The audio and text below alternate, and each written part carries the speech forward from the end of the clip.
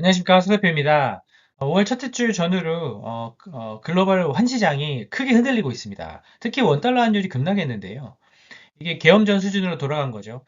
1,400원대에서 사실 1,500원대를 바라보는 국내 증권사 은행들이 많았었잖아요. 그런데 저희가 일관되게 미국 자산을 사는 건 좋지만, 특히 채권을 사는 건 좋은 전략이지만, 그 금리가 한 5% 전후이기 때문에 매력적이지 않습니까? 그런데 외환에서 다 까먹을 수 있다. 그래서 원달러 환율을 꼭 해지를 하시는 게 좋겠다라는 게 저희가 작년 연말부터 일관되게 말씀드리고 있는 부분이고요.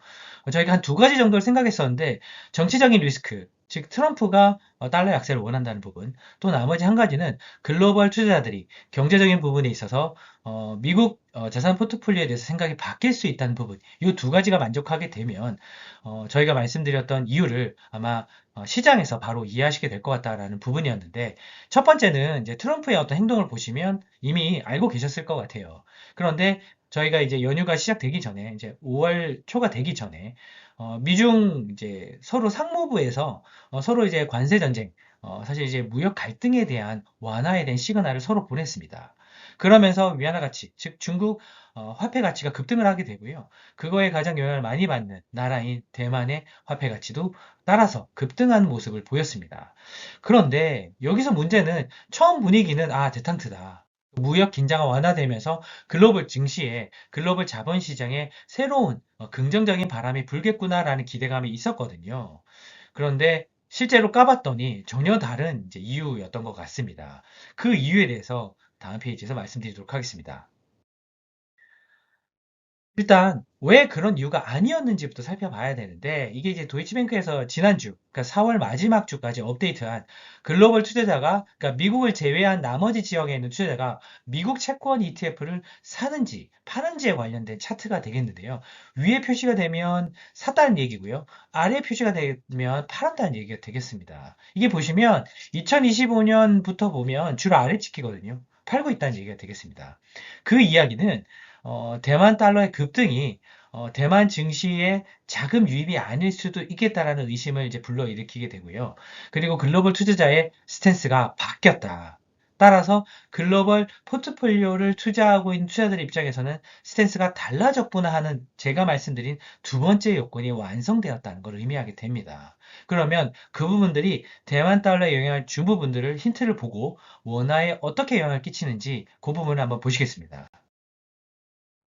일단 대만 달러의 급등이라는 것들이 사실 대만 증시의 상승으로 이루어질 것이라고 예상을 해서 대만 로컬, 그러니까 대만 인들의 투자자 입장에서는 사실 증시 상승을 생각하고 막 투자를 했던 것 같아요. 그래서 한번 반등이 나왔거든요. 그런데 바로 월요일 날 하락으로 급변하게 됩니다. 왜냐하면 찾아봤더니 외국인 자금이 유입된 건 사실 별로 없고, 대부분 다른 요인 때문에 대만 달러가 급등했구나. 실제 대만 증시가 좋아서 대만 달러의 가치가 급등한 건 아니었구나 라는 것들을 깨닫게 됩니다. 그런데 대만 같은 경우는 수출 경제다 보니까 대만 중앙은행이 가만히 있지는 않았습니다. 바로 사실 개입에 들어갔죠. 사실 구두 개입을 먼저 했습니다. 그런데도 불구하고 전혀 약발이 이제 통하지 않았고요. 오히려 이런 현상을 본 신흥국 통화들이 갑자기 급등하게 됩니다. 그러니까 신흥국 통화 바스켓 가치가 달러 대비해서 확 올라가는 그런 모습을 볼 수 있었습니다. 그러면 저희가 두 번째 요건이 발생되게 되면, 저희가 원달러 환율을 꼭 해지를 해야 된다라고 말씀드렸었는데, 글로벌 포트폴리오에 재조정을 해야 되는 그런 압력들이 실질적으로 발생을 했다. 그런 부분들에 대해서 사실 골드만삭스에서도 간단한 코멘터리 보고서가 나왔었고요. 세 가지 정도를 이제 그 포인트로 짚었습니다.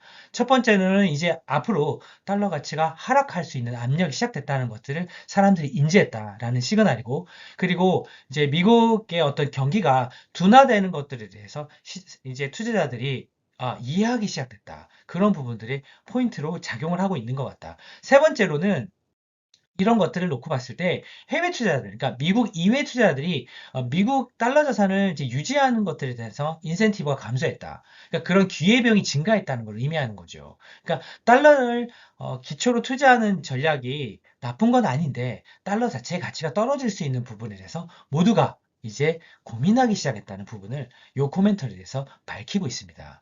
그러면 이런 정보들을 통해서 원화, 그러니까 원달러 환율 측면에서는 어떻게 해야 되는지 다음 페이지를 통해서 말씀드리겠습니다.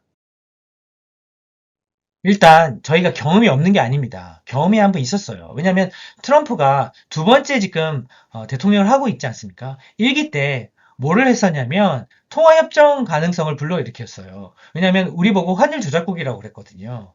그 환율 조작국에 대해서 그런 의구심을 해소해라.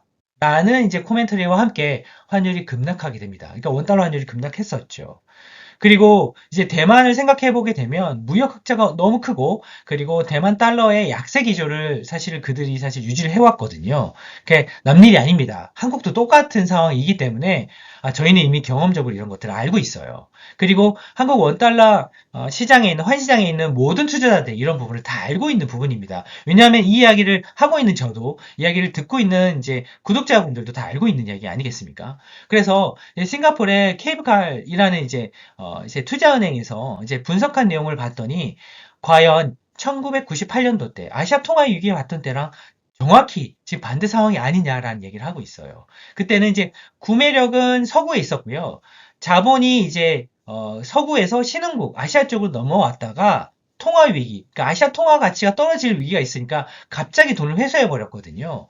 그러니까 과거에는 그랬는데 지금은 반대라는 얘기죠. 아시아의 구매력이라든지 아시아 통화 가치가 저평가되어 있다는 부분을 모두가 알고 있으니 지금 서구의 어떤 경제의 어떤 불편한 상황들이 연출되게 되면 구매력이 높은 다시 아시아 쪽으로 돈의 움직임이 다시 자본의 회수의 움직임이 나타나는 거 아니냐. 그러면 아시아 통화, 신흥국들의 통화가 강세를 보이고 오히려 달러의 가치가 약세를 보이는 것이 아니냐라는 이제 분석들이 나오기 시작했습니다.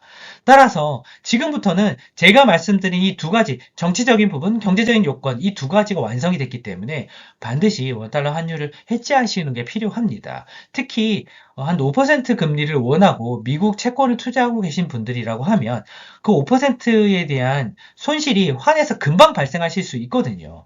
왜냐하면 이번에 대만 달러의 가치가 되게 드라마틱했어요. 왜냐하면 연간으로 보게 되면 대만 달러의 가치가 이거 미국 달러 대비해서 한 5%, 6%좀 안 되게 움직입니다. 연간으로. 1년 기준으로 그런데 이틀 만에 10%가 움직였거든요. 그러니까 한 방에 날려버릴 수 있습니다. 따라서 미국 달러 기초를 해서 높은 국채 금리를 좋아하신 분이라고 하면 이런 원달러 환율에서 한 번에 그 손실이 발생할 수 있으니 그 부분을 꼭 해지를 하시고 투자하는 것이 필요할 것 같습니다. 이런 세부적인 투자의 부분 해당되는 부분에 있어서는 저희가 저희 회사 홈페이지에 대해서 저희가 지금 준비를 하고 있는 부분이 있는데 그 홈페이지가 또 완성되는 대로 그 개별적인 ETF 투자 전략에 관련돼서는 따로 저희가 영상을 준비하도록 하겠습니다. 감사합니다. 수고하셨습니다.